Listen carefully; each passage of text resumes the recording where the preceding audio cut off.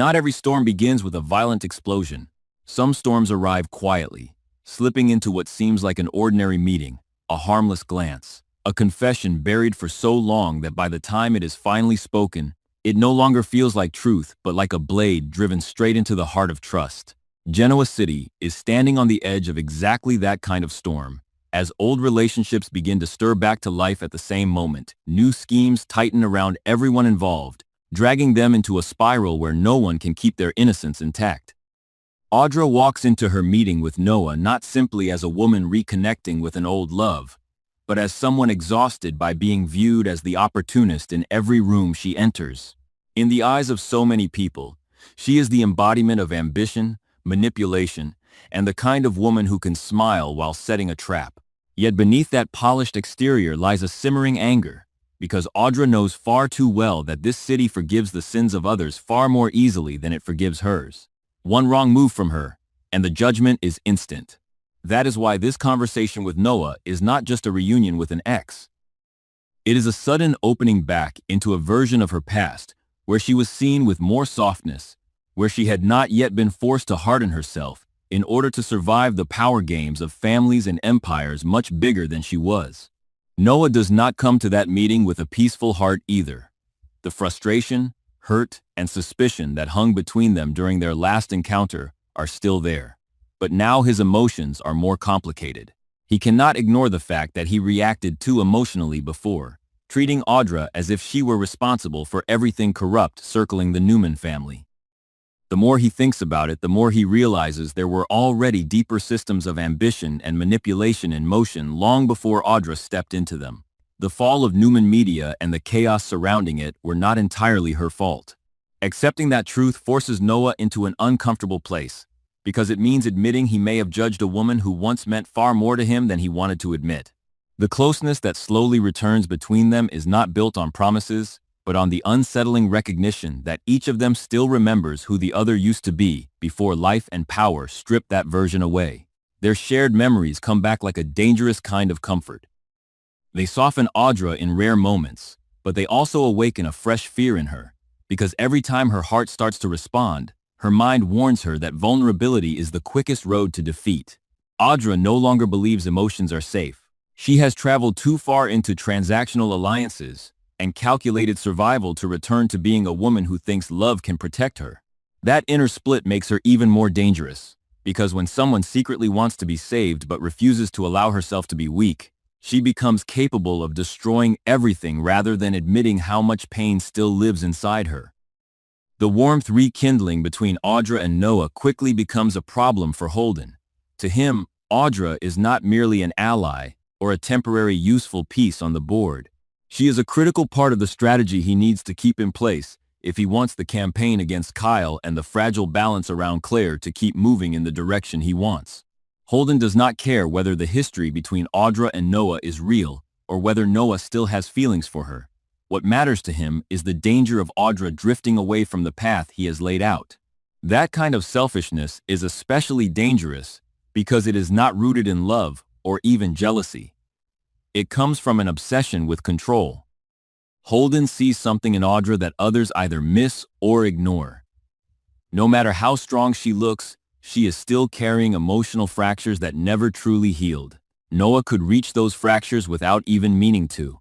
If Audra lets herself be pulled backward into old feelings, she may stop moving forward with the ruthlessness Holden needs from her.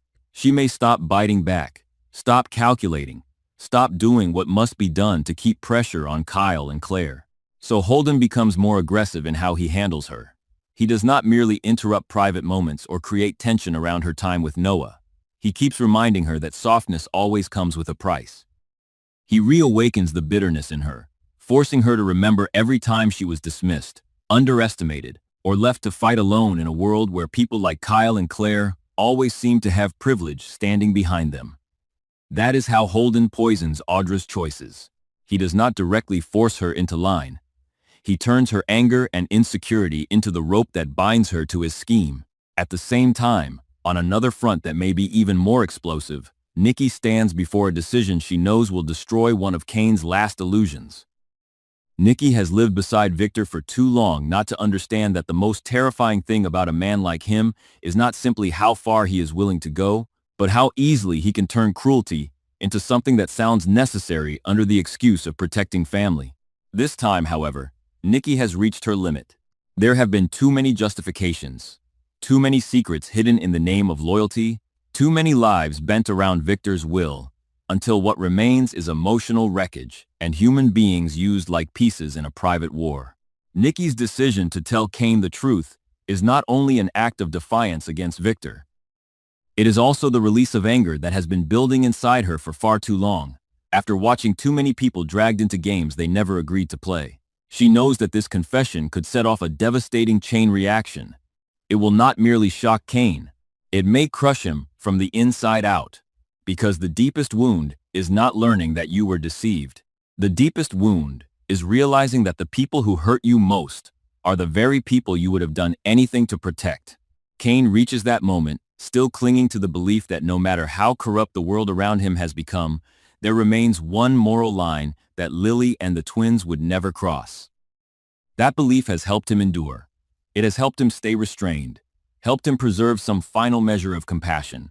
But when Nikki reveals that Lily was not a helpless victim the way he believed, that she knew the truth from the beginning, that she participated in the plan, and even allowed the twins to understand more than he ever imagined, what collapses inside Kane is not only his marriage, it is his entire image of family as the last place where truth still mattered.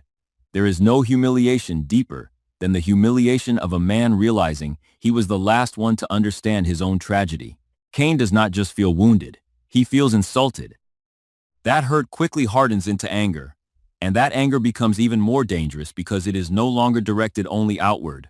A part of him begins to hate himself for not seeing the truth sooner, for believing in a peaceful version of his family while everything had already rotted from within. The feeling of having been made into a fool is what pushes a person toward revenge. In that moment, Kane is no longer simply a grieving husband. He becomes a man weighing whether he wants the truth or whether he wants everyone who lied to him to pay for what they have done. Even though Lily is not physically present during Nikki's confession, her name hangs over every second of the fallout. If she truly participated from the beginning, then her motives cannot be reduced to simple betrayal.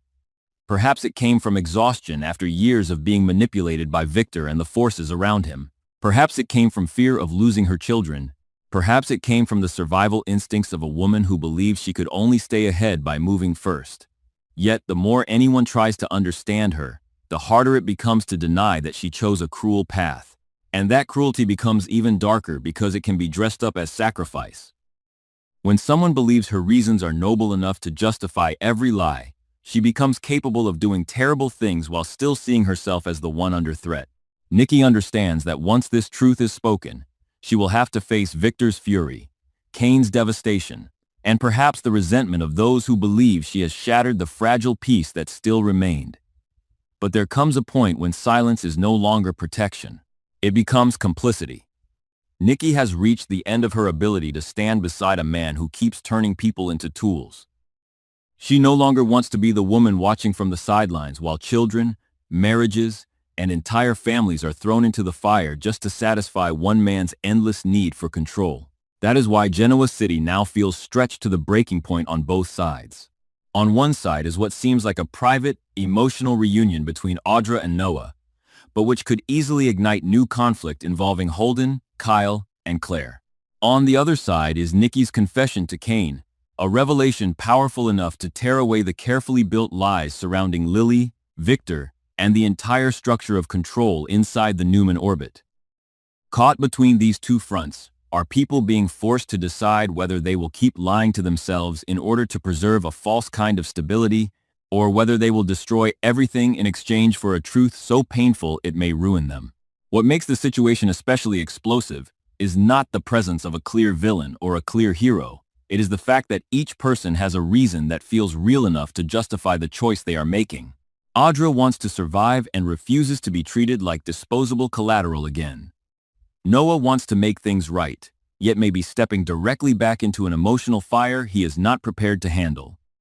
Holden wants control because he believes power is the only thing that keeps him from becoming irrelevant.